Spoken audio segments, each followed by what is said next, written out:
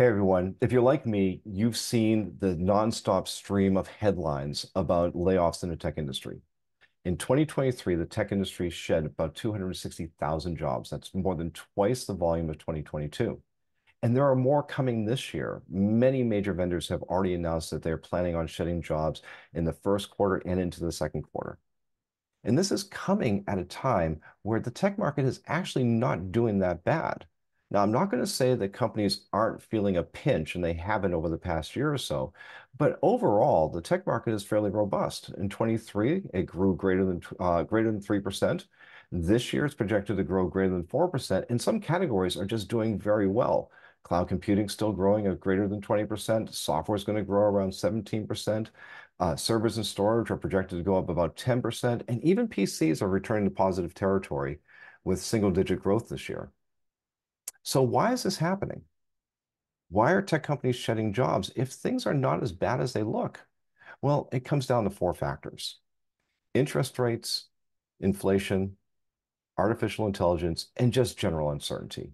I mean, these are conspiring to really hit the financial practices of the tech companies that are generating billions in revenue, but are still feeling this compulsion to try to control costs and drive to efficiency.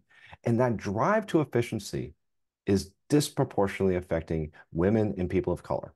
This is what we've seen in studies that are showing that because the back office workers, the marketers, the finance, the administrative people, the ones that actually employ more of people of color and women, those are the jobs that typically get hit first. So we thought we'd spend this renewal of Changing Channels digging into what's happening, what's behind the layoffs in the tech industry, what's driving this decision making, and how it affects minorities.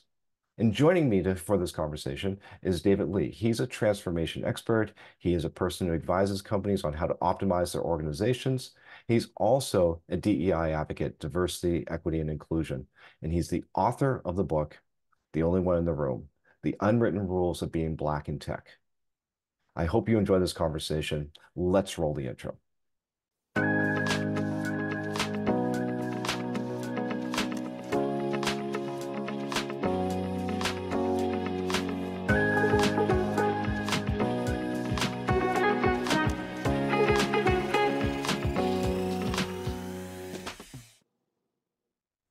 David Lee, welcome to Changing Channels. Hey, Larry, thanks for having me. Glad to be here. So, David, as I said in the opening, we're seeing a rash of layoffs out there. It just seems like it's a continuous string over the past, people say the past year, but it's actually been going on pretty continuously for the past 18 months or so. I mean, if we take a look at TechCrunch actually has an amazing chart that they keep running. And if you look at it here, it really is astounding. It looks like it's trickling down. There was a big spike last January, January 23, but it just seems continuous and there's more planned. What's going on out there? What do you see as the root cause of all this? Yeah, so a lot of it, you look at, you know, what we got coming from the pandemic, right? And this is we had this kind of era, and financially, when you look at it, we were already kind of set up to start going towards a recession, right? Just normal kind of business cycles, and we got this artificial expansion when the pandemic happened, right? It's something that happened in over a century. Who knows, right? How we were supposed to reply to that. But, we made the actions we did. And so the market never really got a chance to reset itself. And what we saw from that was this we already had like an explosion in valuations for tech companies, and money was super cheesy or super easy to get back then, right? So talking 0% basically, money was pretty much free to borrow. And so as a lot of these tech companies, their valuations were based on like just grow, just grow, just grow. It's okay because if your cash burn gets too crazy, you can always come back, get more money. It was easy to get money. Well, that comes to a screeching halt once the Fed starts, yakking up interest rates, and now all of a sudden money becomes a little bit harder.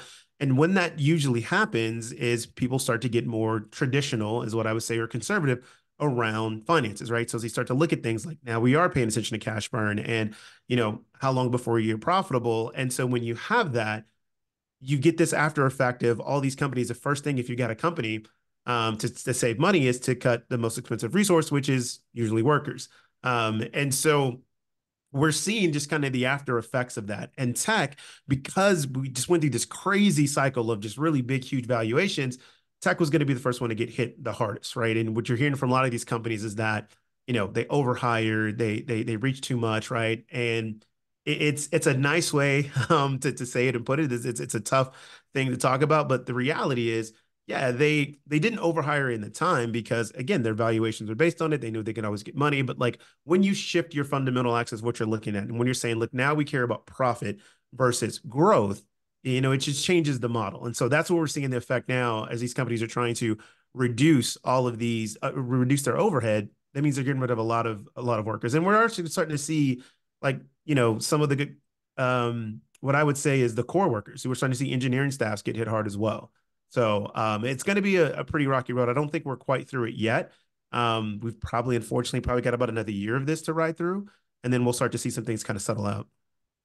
I'm going to challenge you on something you said though, Mhm. because look, I agree with you is that the impact of inflation and interest rates, which I want to come back to, is a part of this equation. But this entire notion that they were hiring for capacity during the pandemic. And yes, the pandemic was an unusual period where there was a lot of consumption because we had to shift the way that we worked. But I will tell you, my experience has been is that a number of companies looked at the pandemic and said, oh, this is going to go on forever. That this was not just a surge, it was the beginning of a new plateau, and they played into the hot hand fallacy. And the companies that we work with, we tried to tell them that don't compare yourself to 21, 20 and 21, compare yourself to 19 and 18. There's your last good baseline. And no one would listen to it because they had already set the number. I mean, how is it that we fell into that hot hand fallacy trap? Yeah, great point. Absolutely great point. Because as you were saying that, I in my head I was thinking every company probably thought they were Zoom, right? And because of the fact that like technologies like Zoom or companies like Zoom, yeah, they had to hire because it's like, oh crap, all of a sudden everybody's using this, right? So how to grow that there's room there. But even Zoom kind of fell to it. It's like, okay, yeah, but this isn't going to last, right? At some point, we'll get back.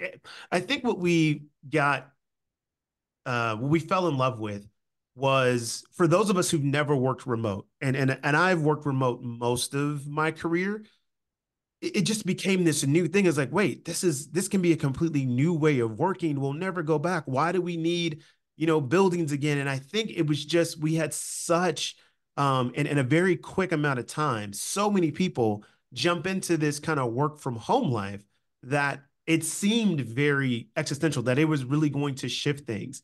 And so to answer your question of why do we fall into this, I think it's because we just anytime you have something that happens that quick with that many people, there's we have this kind of group think mentality, right? There wasn't time to stop and like actually play the brakes and listen to people who already done this. It's like, hey, work from home has been a thing for like at least 2 decades. Like, trust me, this isn't what it's cracked up to be, right? Like, at some point, you're going to want to get out of your house. Like, you think it's great now because you don't have a choice. But listen, like, when you spend 10 plus years, right, like working from wherever, it sounds good. It's the fantasy, right? And that's what we all kind of, I think, fell into was like, hey, we can kind of work from anywhere. We get more of this freedom. I think you combine that with already, we were starting to see that, we saw the whole quiet quitting thing come up, and that wasn't something that just happened. It was already there. There was this discontent from current workers, and so you kind of mix all that together, and you get this, and people fall in love with this fact that this is going to change, will never be the same, and this is the new era and how we need to work. So yeah, we're fine, we're fine, we're fine, and history tells us that it's never that easy, right? Like that, business changes and moves, and we've never seen business shift quite like that in that period of time. And the fact that it was something artificial kind of driving it. What I mean by that is like, this the pandemic is not something that we like anybody can plan for. So you have something like that off of just kind of an anomaly type event. Yeah, I think most of us kind of more, I would say, scientific minds, the way we look at it, are more practical minds. And we break it down, we'll probably say, yeah, this is probably not something that's going to be sustainable. But groupthink takes over, right? I mean, everybody who's making money, everybody's valuations are going up. So we kind of saw everybody lean into Well, the conspiracy theorists would tell you that we could make another pandemic if we needed it. I it. mean, They would but tell you that. yeah. Look, I want to pivot back though to the Yep. entire issue of interest rates and inflation. And it's interesting to hear people talk about record inflation. And we did have, it was never really a record. If everybody went back and said, well, if you go back to 1981, then we hit the 1981 number. We didn't come anywhere near the numbers that we saw in the 1970s when inflation was peaking around 17, 19%. Right. And we lived through that. And I hate to say it, I was around then. I can remember it wasn't easy, and it certainly was painful at times. But here we are now, and people are still thinking that inflation's around 8 or 9%. It's actually closer to 3% now and tr still trending down, although as of this recording, it did spike up in January. Um, does interest rates, do you think we're going to become more accustomed to having interest rates between 3 and 5%? And will that change the mentality that money isn't necessarily cheap, but maybe we can say it's more manageable? Did we come to a new normal on interest rates or inflation rates? Um, I, I think so for this period, right? I think one of the things that's interesting, and it's funny you bring up back to the 70s when interest rates were higher. I'm I've always been a reader, I've always been a studier, right? And I've always loved the quote about right, you've got to understand history so you know what's already happened. Right. So you start to look forward and see things. And so where I'm going with this is I think it's going to be a new normal for a period, right? There are business cycles to the economy, right? There's expansion, there's recession, right? There's growth, there's contraction, and these are cycles that we've seen repeat, throughout history. And it's one of those things that I think, what were we coming out of, past, after the financial collapse of 2008 was the longest expansion in U.S. history, right? And so we get to what you're talking about, like people don't remember, right? We've had an entire generation born, and they don't know that there's other things that happen, that there are business cycles. So, but I think for now, right, in this period, and I think it'll be fairly extended. We're going to get used to these like 3 to 5% interest rates, right? And I think um, I would I'm projecting for the things that I do and even business that I talk with, like this is going to be kind of the norm for a while, like as we start to kind of readjust and kind of shift the market. And that just, whenever this happens, like I said earlier, like people just, most, financiers go back to the more traditional kind of conservative model. Like, oh, okay, well then I need to look at, I need to plan more cautiously. I need to, control growth and not spend money to go growth at all cost, but I want to get growth and profit in a very conservative manner, right? Because now you got borderlines. It's not a free for all anymore. So, short answer is yes. I think we're going to see this, for probably an extended period of time. I would probably say the next 5 years. This should be at minimum just kind of the world that we live in, and we'll kind of see as things turns from there whether or not that'll continue or if we'll ever kind of get back to the lower interest rates and free. Eventually it will, but these things are hard to predict. All right. One thing that I want to touch on before we come back to the entire impact on workers is what inflation did. So we've been through this. We talked about they played into the hot hand fallacy. The tech companies did, and then in the end of 22, beginning of 23, they started seeing things get really uneven. They started things getting shaky, and inflation was spiking then. But the question is that, well, what do you do about it? And I actually, a pricing expert that I follow, was out there telling companies, raise your prices now while you have the air cover. I mean, this was unfathomable to me because that's actually exacerbating the inflation problem. And a lot of companies that I work with were out there, they are raising their prices under the guise of saying that, well, we can now discount more and get people to spend or get companies to spend. What actually happened? Sales cycles got longer. The customers got more deliberate. I mean, is this just that we did over the past couple of years did the entire tech industry just fall into this entire idea of just short term, grab the money while you can, or just don't think about the long term ramifications and decisions?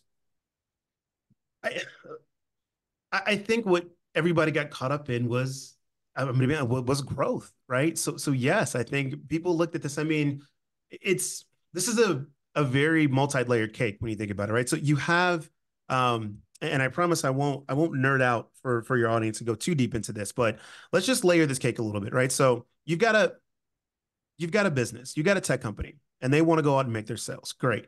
Okay, so you're being preached like growth, growth, growth, just grow, new logos, new logos. Let's go get customers, go get customers. Again, it's okay. Like if we, how much we spend, let's just go get it out there. And we're seeing things, we're seeing sales, get done, right? People are buying different things because on both sides, right, underneath that is again money's free to borrow. So that's both for money that can be put into these tech companies to, drive, hiring and that can cover the cost of these sales cycles, but on the customers they're selling to on the same time. Sometimes a lot of these bigger customers like borrow money to go and do their operations, right? So budgets are increasing, the budgets are flowing. So when you're in that state, everybody's like, okay, yeah, we just if I spend X amount of dollars to get this customer, then if I spend more, I get more. Great, right? Now when that starts to kind of shift, right? There's this expectation, well, it's tech, right? And where we are now, like every company is a tech company. Like the moment you open your doors, you have a website, you have email, congratulations, you're a tech company, whether you want to be or not. And so we were in this kind of long cycle where like customers are just going to spend on tech. They might not spend anywhere else, but they're going to spend on tech. And we just weren't ready for that. I look at some of the leaders in some of the tech industry now, right? If we think about this, when's the last time we saw a financial market change to this aspect, right? So you got to go back to 2008. A lot of the leaders that are running these companies right now weren't in those positions, right? We have very few companies that have that, kind of older school mentality of leaders who've seen enough of this to go, okay, I know at some point this is going to kind of rank out. We saw a lot of new companies kind of coming in tech. So I think it was a perfect combination of all of that just kind of drove to that. And for the most part, tech just the way they operate and the way they run, like it's, we move fast, right? Fail fast, keep going, run as fast as we can. So a lot of that was just like, hey, this is tech, it'll never stop. And we're starting to see that, yeah, some things will affect tech. But even through that, right, we're still seeing it doesn't change the fact, especially if you're looking at, security, cybersecurity, which is where my niche is, that's never going to go away. But the sales cycle may get longer. Customers may take a little bit more time to make that decision. But the fact of the matter remains is it is still something they need, but they're not going to, freely spend as much as they were before. So, as people who know me understand that every time there's a microphone near me, I am legally obligated to say artificial intelligence. And we have to touch on this, David, is We that got to, yeah. AI is a thing. Now, Mm-hmm. the Challenomics forecast on AI is that it's not going to have a real impact on spending or on the way that things work until probably 2026, but that's really just around the corner. It's still, there are companies out there that are making this job decisions based on AI. I mean, if you did look at, it was probably 6 months ago, IBM said that they were eliminating 7,500 jobs just because they're going to replace the jobs with AI. We're hearing about the big accounting firms and systems integrators seeing that their core offerings around particularly compliance reporting being disrupted by AI because you don't need the bodies for it any longer. I mean, how much of an impact do you see AI having on the current wave versus what many anticipate being a much bigger wave down the road? So I think it's going to have a big impact. I'm as long as I've been in this industry and I've been in tech for just over 20 years now, right? And we tend to get this is the next big thing, this is the next big thing, right? That's just is kind of how we are. And I've never believed one until this one. This is the one where I'm just kind of like, yeah, no, this has some teeth behind it, right? That there is some real driving change that this can cause. And so I think this is the first um, kind of ripple or for those of us that grew up on the West Coast, like this is like that aftershock or that pre-shock to another one that kind of big earthquake that's coming. And the only reason why is because we're still figuring out right now how this all goes together. So we saw Chat GPT, we saw that explode, and now LLMs are basically in every single product, right? And I'm just looking specifically at cybersecurity and tech products that I'm in, and I'm seeing it all over the place. So I can only imagine other places I've seen it. Like there's like tons of apps for podcasting, for being able to do this and generate text. So anything that right now is text based or report based, or the ability to generate that is going to have a huge impact. And I think we're going to see as this first ripple, as it affects this, and we figure out like how to work with this is, and we also tune the AI models is what does that equate to? I think we're going to over rotate, which we always do with technology. Unfortunately, a lot of these jobs are going to get hit. We're going to realize that as we get into it, okay, yeah, this thing is cool and generates a lot of stuff, but it's also like we still need that kind of guided hand to look at this. That somebody who knows like good marketing. I'll click on marketing because it's probably one of the ones that are affected the most. Because I mean, if you've used any of these tools, I mean, a couple of one sentence or two sentences in it can generate you a pretty good draft of marketing copy. If you're not a marketing person, you're like, this is great. It did all this for me and I have to study it. But if you're a really good marketer, you can look at that and go, yeah, that's probably not going to get the engagement that you want. And here's how you kind of really need to kind of piece that together. And again, the LMs are pretty good once you know that to kind of get the prompt out of it. But I think what we're going to see with this first ripple is, hey, we're going to replace all these things with AI. We're going to go through a period of time 1 or 2 years ago. Okay, hey, the quality we're getting is decent, but it's not great. Now what do we do? And as we get better at developing on top of these models and creating different things from a technology perspective, I've said with this that I believe this wave of AI is more Jarvis than it is Skynet. And for those of you that know the movie references, Jarvis and Iron Man in those movies, it was a helper, right? It allowed Tony Stark. He was a genius. He could do things, but Jarvis just did a lot of things that Tony didn't want to be bothered doing, or like, hey, go research this, go do these things. It helped him to create things faster. And I think that's this wave that we're going to see here, versus Skynet, which is, hey, it's AI, it's going to destroy the whole world. Listen, we're not going to jump down the conspiracy theory rabbit hole. I'm not saying it can't do that. Who knows, right? We tend to do things that as humans that we don't completely think all the way through, but in the immediate needs, I see it more becoming that, but there's going to be some waves in the beginning. And I think this kind of first ripple of like, hey, we don't need this. You can do more with less, be more productive, is going to cause, a little bit of heartburn as we go through that. And it's part of that I say we as technologists that are in this field need to make sure that we're paying attention to how we're continuing to develop that and what that means. But to quote Ian Malcolm, we don't never really we look at something because we can do it and we never say should we do this. And so I think we're gonna have to go through that these next couple of years. Yeah. I'll tell you, I'm on Team Skynet. Please, digital overlords, come take over. Just put us out of our misery. Of course, I'm joking, everyone. Like, this is not a joke, though. I mentioned it in the intro that these layoffs have primarily been more on the administrative side of the tech Yep. industry, not necessarily on the product or the engine. You mentioned it's starting to hit engineering, but it's been primarily on the administrative functions, the sales support, the marketing support, the finance. This is where the cuts come because they're also seen as cost centers. But those roles are predominantly, I mean, they're heavily vested with people of color and women in Yeah. particular. The studies have shown that they are being disproportionately affected by this. And for companies, and I think you've referenced this as well, is that the budgets for DEI, diversity, equity, and inclusion, are actually trending down now rather than up. Oh yeah. How much of an impact are this wave of job reductions going to have on the efforts to actually make the tech workforce more diverse? Yeah, it's gonna have a huge impact. And because already DE&I was already something that was controversial and people, you know, you get on two sides to talk about, which I think is ridiculous, but it is the world we live in.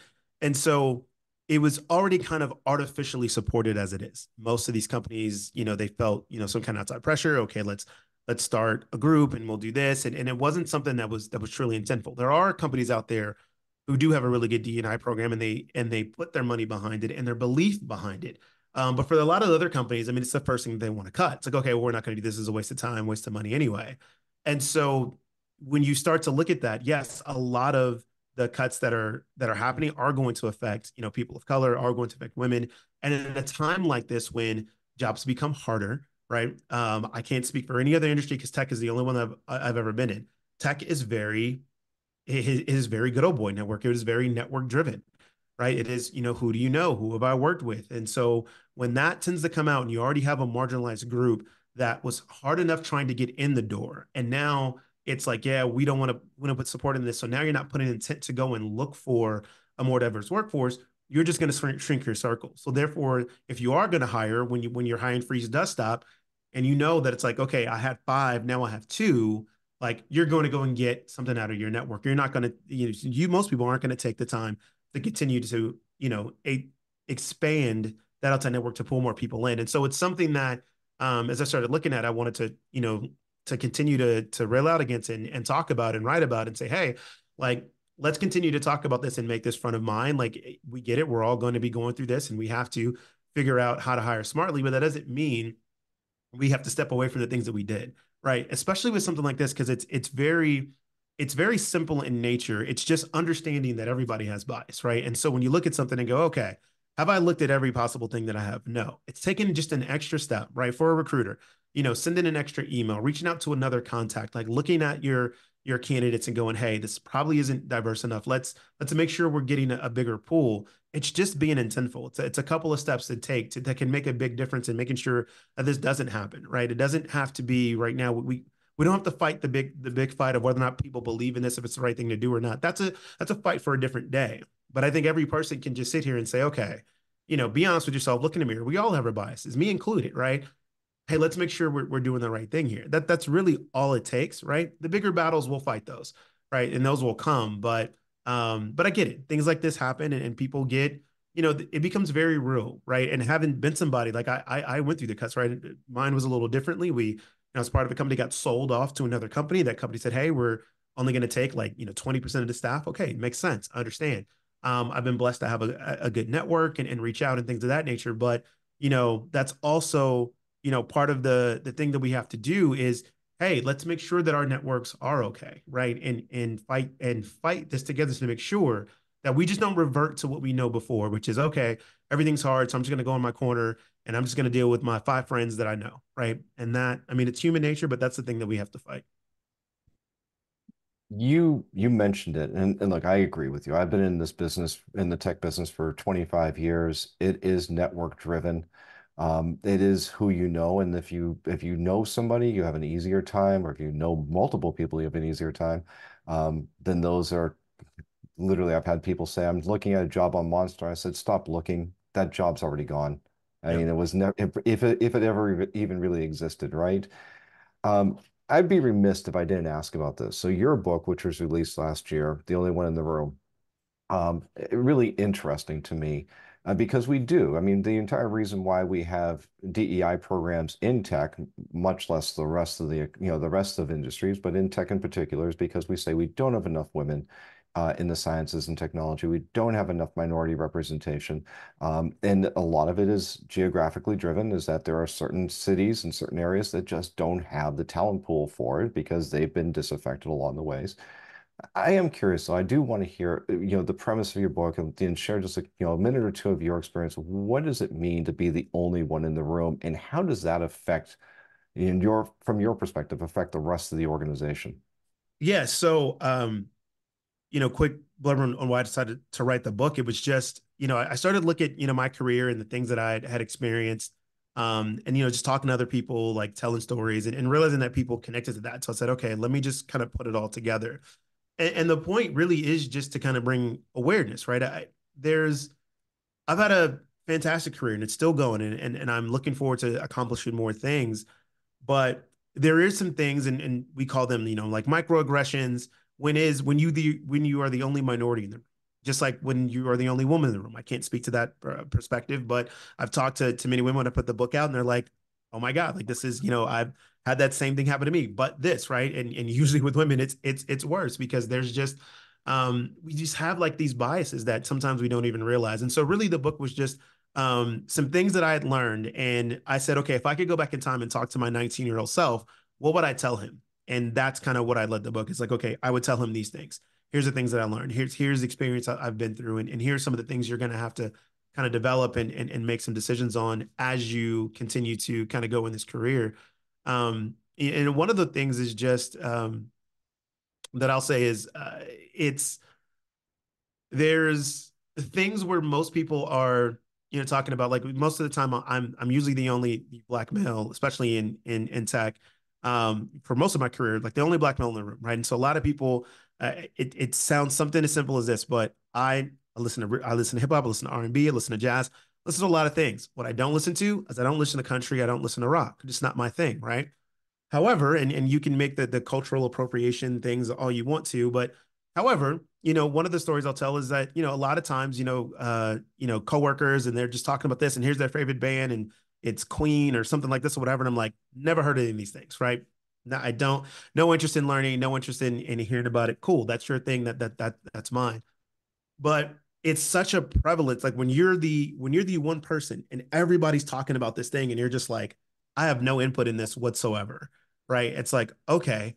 But it's just like, well, what do you mean? Like you've got to like this and is this, whatever. And so all of a sudden they want to go off and, well, we're gonna go to this bar and do this and have these conversations and talk, but like you feel like you're already excluded because it's like, well, I don't like that brand of music. I don't want to have that type of conversation.